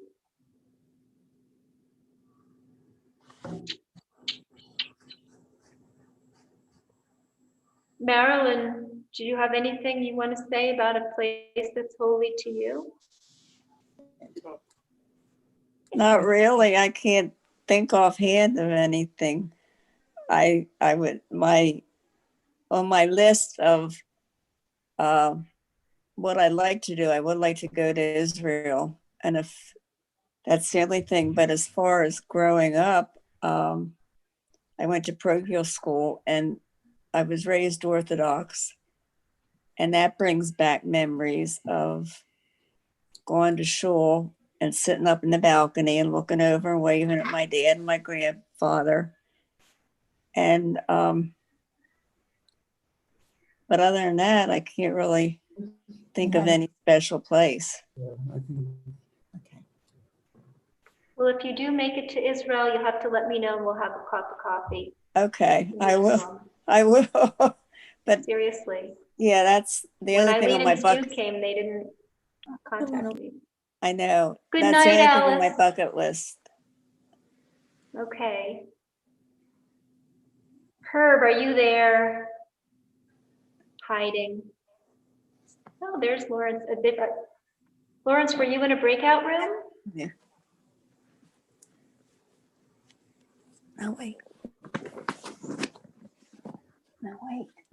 Yeah, I was in a breakout room and no, I was in breakout room 4, but nobody else was there. Huh. It happens. Do you want to say anything about a place that's holy to you? Well, primarily a synagogue is holy to me. I've never given any thought to, the fact that the rabbi that you quoted from 1916, said wherever you are essentially is holy. And I thought that was a very nice concept. Thank you. Yeah, it wasn't a rabbi, actually. The guy who wrote it was like a Bundist, a socialist, but one of his characters in the play, the Dybbuk, is a rabbi who spoke these words and starts out by saying the Holy of Holies is the holy, Israel's the holiest land and Jerusalem's the holiest city and the temple. But at the end, he says, any place where you stand and with speak a word in sincerity at any time, in any language, can be holy. So yeah, I love what he said.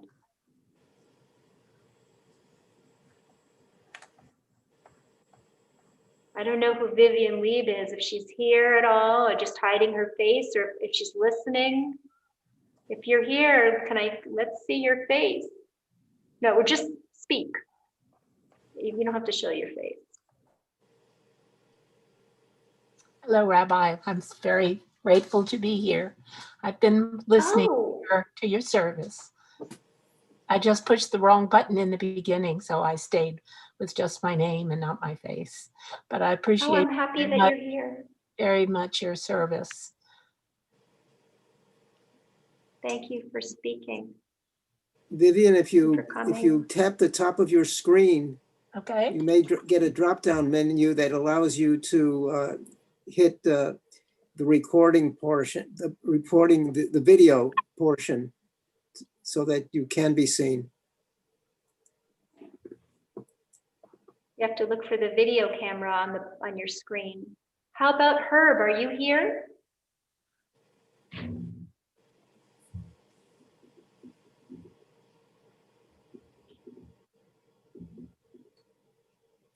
I don't know if you unmute Herb. I could see if he's here or just his black screen. Herb Silver.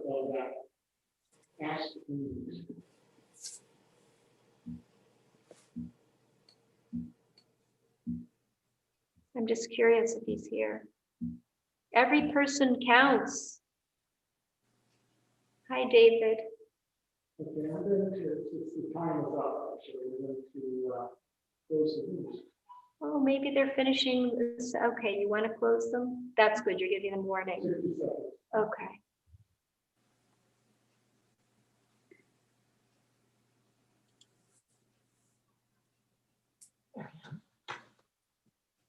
Oh, there you are, Vivian. Hello. I think I was trying to listen to Larry's directions and found what to do. Great. So people are coming back. Oh, my friend Penny is here. Penny, did you hear the sermon? I've been here since 8 o'clock, right after Tribe ended. I came on. Wow. My friend Penny, who you can see on the screen, is one of the people through whom I've learned how to have holy space on the screen. Because we have a bunch of us have a weekly meeting that feels very sacred. Okay, everybody's coming back. I think we're back. Okay, great. I want to, even though we're almost done, I just wanted to know if one or two people want to say anything about that was said in your threesome that you feel like you want to say to the whole group. You could raise your hand if you want to. It doesn't have to be a mechanical hand, it could be a real hand.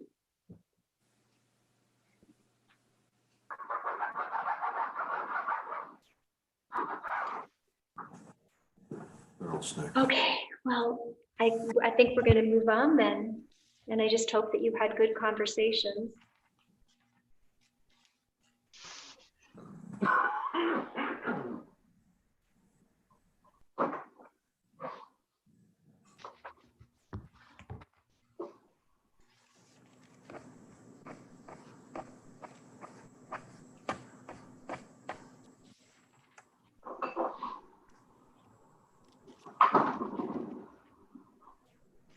Rabbi.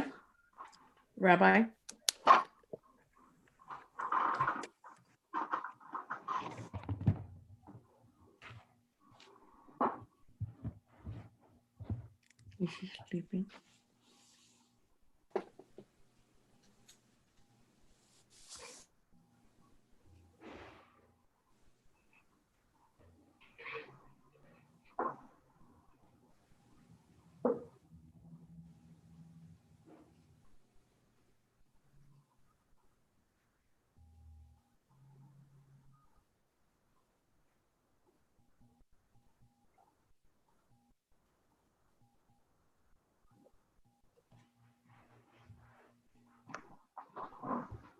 Did something unexpected happen?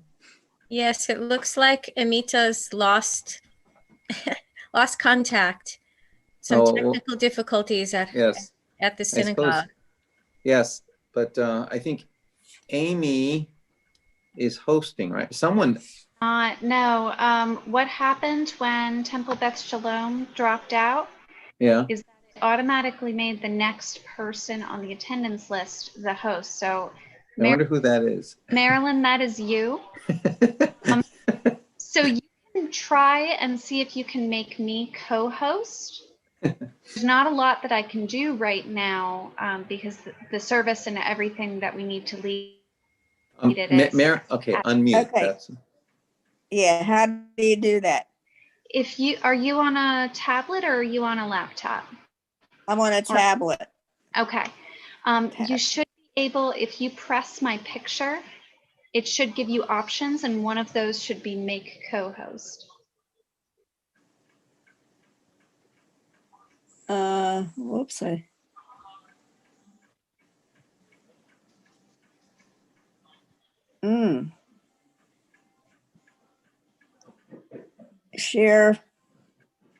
Share content. No. Chat, meeting settings.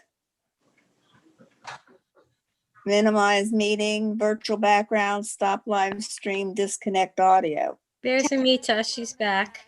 Oh. Can you hear me? Yes. Yeah. Thank you for your patience. Thank you, Ira. Thank goodness. I don't know what you did, but Things happen. okay. So I'm going to say the blessing, and when I get to the first Amen, I'm going to pause. I'm going to read the list from here, and then you can add the names of anyone that you're praying for. Can you still hear me? Nod your heads if you can hear me. Good. Okay.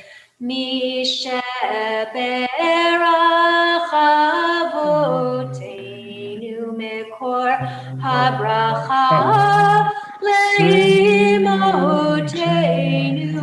May the source of strength, who bless the ones before us, help us find the courage to make our lives a blessing.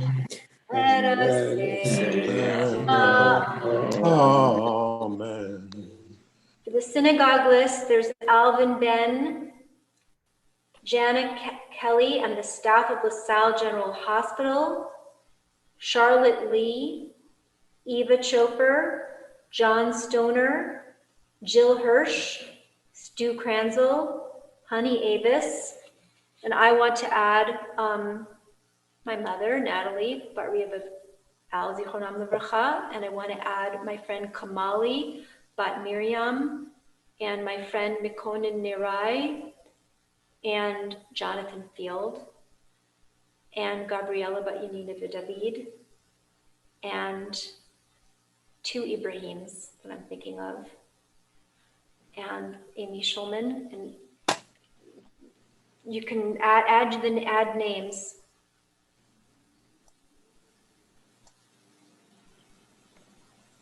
Rabbi. Yeah. I don't know if you know this because you've been in shul. I don't know if it happened before about Ruth Bader Ginsburg. Oh, what happened? She passed today. Oh no. Yeah. All right, we'll say So I that thought in the, of all times, I think we need to put her name out there. but it's not for healing. She's already, it's in the She's gone. Kaddish. Yeah. I've been putting her in the healing every single day. I've been praying for her for months. Oh, Sad no. night. Very sad day.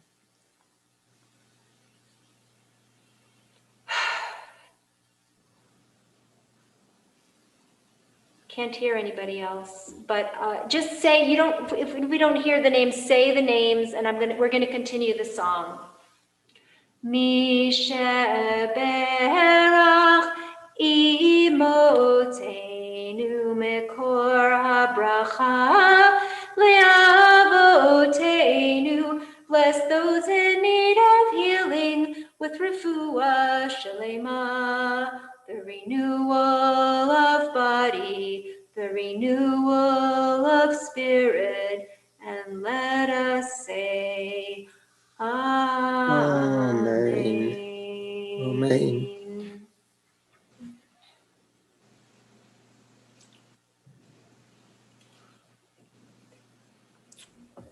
I think for the Aleinu, all right, we're going to do it. We'll do it quickly. Tomorrow it's much bigger of a deal. But please rise if you're able. Aleinu l'shabeach ladon hakol, take gedula yotzer breshit, shelo asanu kogei aratzot, v'lo samanu k'mishpachot adama, shelo samchokeinu kahem v'gor aleinu k'chol hamona, v'nachnu korim, u'mishpachadim Elohim, b'tei melech malchei hamlachim, HaKadosh Baruch Hu. Shenote Shemayim Yosef Eretz Moshe B'Karo Shemayim Ma'al Shcheinot Yosef B'Kol Peilim U'Leinu U'Leinu U'Leinu V'et Malkeinu Efes U'V'Kol Chavetu V'Sher Tefel Yidatem Shemekol V'Chal Peilim Hu Elohim B'Shemayim Ma'al V'La'aretz Mitachat Ein Od.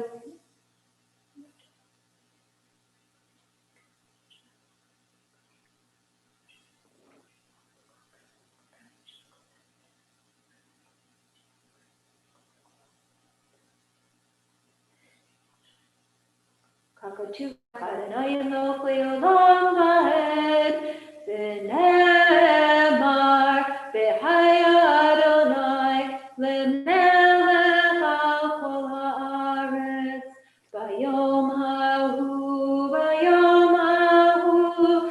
Navin sha'Adonai echad.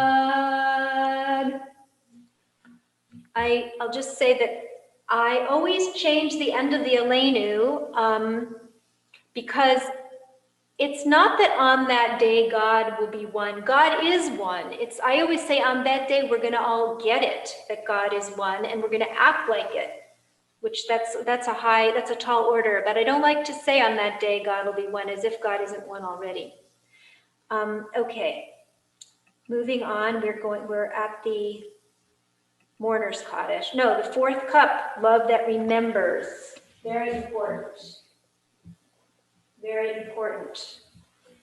Our fourth cup, a cup of salt water. I didn't bring salt water. Oh well, there's no cup.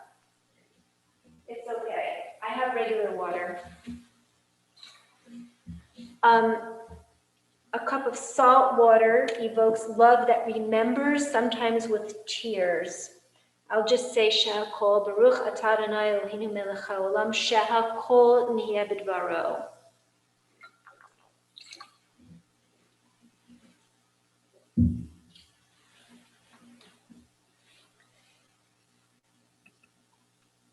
Okay, so now please stand if you're in the year of mourning the death of a loved one, or you're commemorating a yahrzeit, or if it's your tradition to stand during the recitation of the mourner's Kaddish. Please unmute if you would like to share names. And I was not given a list of Kaddishes for the synagogue, so and it's actually too early to say Kaddish for Ruth Bader Ginsburg. We can say Kaddish for her on Yom Kippur, but the first 2 days before a person is buried, you do not say Kaddish yet. But please unmute everyone so they can say names. Amita? It's Rabbi Amita? It's not Yizkor, so it's not anyone. It has to either be within the year or it's a yahrzeit. Rabbi Amita, did Debbie not put a list on the No, she didn't. Okay. I have the Gemilut Hasidim for healing, but I don't have a list of the yahrzeits. Okay. Barry Ben, Sharon Ben.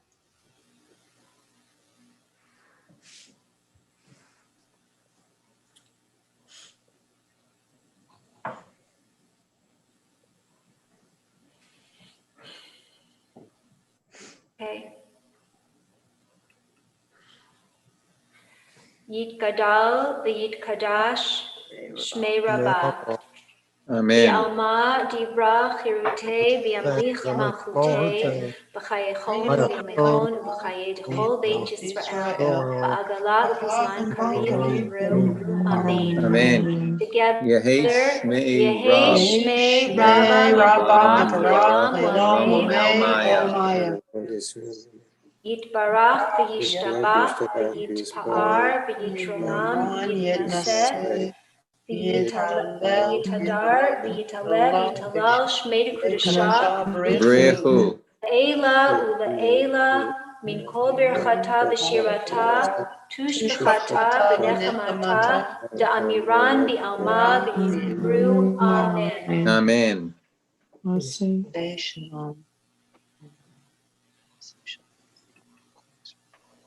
Shalom b'mamav.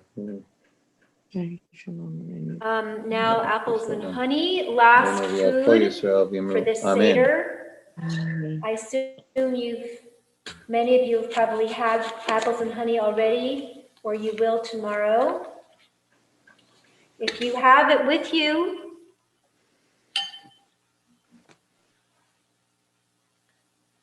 Baruch atah Adonai Eloheinu melech haolam borei pri ha'etz. This is my first apples and honey.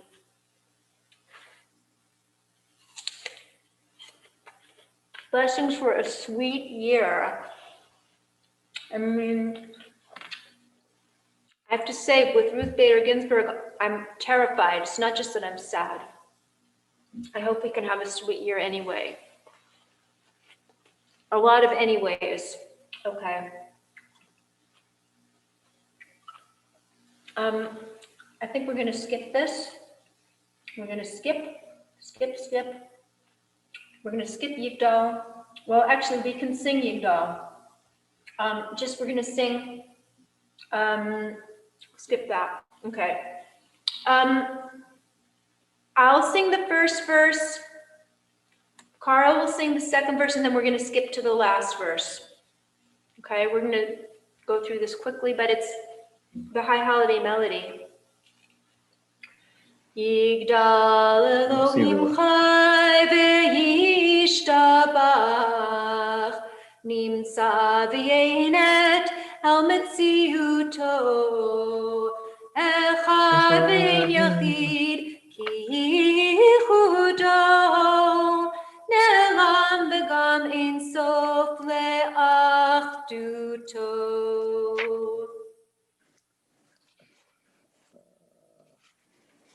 It's not up there, so You don't see it? no. Wait, does nobody see the words? I can see it. I can see it. All right, well then never mind, Carl. I'm looking for it in the prayer book, but I don't want to take the time. yeah. Okay, I'm sorry. I'll go to the last verse. Last verse. Wait, I just found it. Yeah. Go ahead, sing the last verse. Meitim Yechayael Berov Chasto Baruch Adonai Hashem Tehilato Meitim Yechayael Berov Chasto Baruch Adonai Hashem Tehilato. Thank you. And the last song, it's Psalm 27, an excerpt. I love the whole psalm. I'd like to say the whole psalm. We'll say it at some other point, but this is just a verse from it. And Psalm 27, which is said from the first of Elul all the way through to Shmini Atzeret.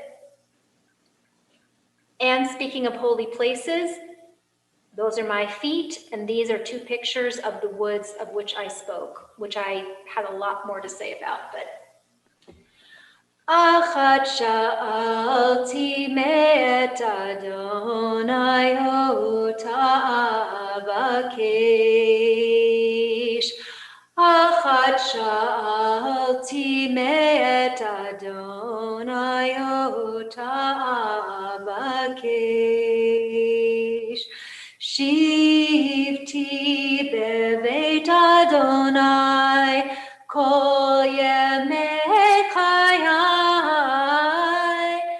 lachzot benoam Adonai ulevaker behechalo lachzot benoam Adonai ulevaker V'chalo.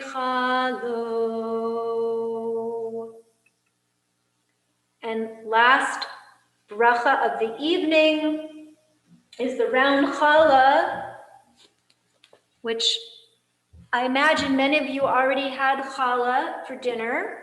I have not had challah yet. And it's a round challah. The year is a circle bringing us back around to where we began. Well, hopefully not to where we began. Hopefully, I wouldn't agree with, I would have changed the slide if I would have paid more attention. Hopefully we're spiraling. We're not just going in circles. We're spiraling hopefully upward even when it feels like we're not. Tonight, as we bless around bread, we bless the cycles of time. Baruch atah Adonai Eloheinu melech haolam hamotzi lechem min haaretz. And I wish I could share it with you.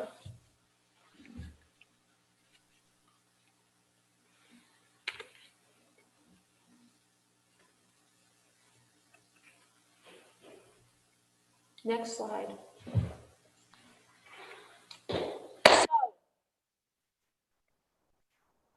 I'm swallowing, chewing. L'shana tova tikateva v'tichatmenu.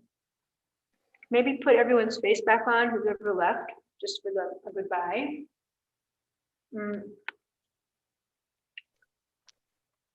Wow, some of you are still here. Amazing. I didn't expect anyone to still be here because, see, I can't tell. I guess you can't tell either. I just wanted to thank Ira. Ira, can you show your face? Come over here. This would not have been possible at all. I don't know what we would have done. You would have done it fine. No, we wouldn't have. It would have been, yeah. Okay. It's not just what Ira did tonight. It's all of the hours he's been putting in. God knows. I don't know. Thank God he's retired. Otherwise, we would be in big trouble. So we're learning, living and learning, and hopefully it'll go more smoothly with each day. I also want to say that for those of you who are in the area, we are going to do tashlich, because we're not in person in the shul, but if anybody wants to do tashlich, Carl, what is the location? Because I don't know you can say it here. We never said it. We didn't want to put it on the website.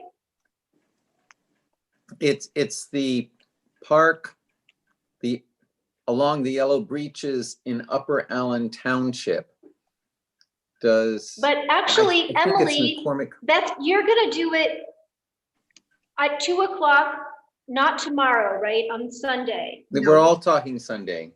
We're doing it, Beth Tikva is doing it 2 o'clock on Sunday at La Torte Park on Pomfret Street in Carlisle. And that one's going to be Zoomed, or it's going to be virtually available. No, it's just Zoomed. I cannot do a live stream from it. Tried that, but it'll be Zoom. Okay, so if people want to go there at 2 o'clock, I mean, maybe we can, but it's far for some people. So we're going to also do one at 4:30 that wouldn't conflict. So people who don't want to go in person can go to yours on Zoom, and people who want to do it live can do it at 4:30 at the Yellow, Breaches. The Yellow Breaches. I really recommend doing tashlich somewhere in the next 10 days. And some people I know are no longer throwing crumbs, they're actually putting pebbles. And some people are doing a reverse tashlich now is the latest, that you clean up trash out of rivers instead of throwing things into rivers. Everyone, there's creative tashlich happening. I want to watch the 2 o'clock one on Sunday and then go to do one at 4:30. So we're not throwing having, up bins. there's no YouTube What, link. Carl? There's no YouTube link for the 2 p.m., right? No. No, it's just a Zoom. Yeah. If people don't know what tashlich is, in case you don't know, it's the, crumbs there's something about the physicality of it, of like saying, okay, this pebble or this twig or this crumb represents this change. Like I want it doesn't just not, it's not sins, it's like things that I want to change this year. I throw the same crumbs repeatedly, but some of the crumbs, there are some changes in my crumbs over the years. I hope for you too. So, and services tomorrow, 9 o'clock, it's a separate link than the one at 10. 9 to 9:50 is Birkot HaShachar and Psukei Zimra. I hope that's live stream too, isn't it? And then the rest of the day, 10 to 1. Hopefully it'll go a little quicker. I don't know, no guarantees. But thank you for being here, all of you.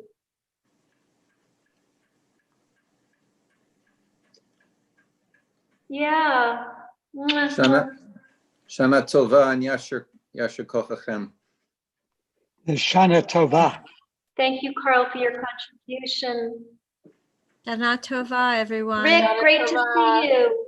Shana Shana Tova. Tova, Vivian, John. I hope to see you. I hope to see you all at other times in these 10 days as well. Thank you. Thank you. Shana Bye. Tova. Lila Tov. Shana Tova. Shana Tova. Thank you. Thank you, Rick, Shana Tova. where are you, Rick? I'm in Thank you, Brattleboro, everyone. Vermont. Rick is an old friend of mine. He's an old friend. You're in 1985, I think we met. No, 1995. You're in Brattleboro. I am. Thanks for So I coming. want to thank you guys for allowing me to be here and then celebrate this occasion with you. I have a cousin Well, in Rick, Brattleboro. you know so many Of other course. rabbis. I wouldn't have expected you to come.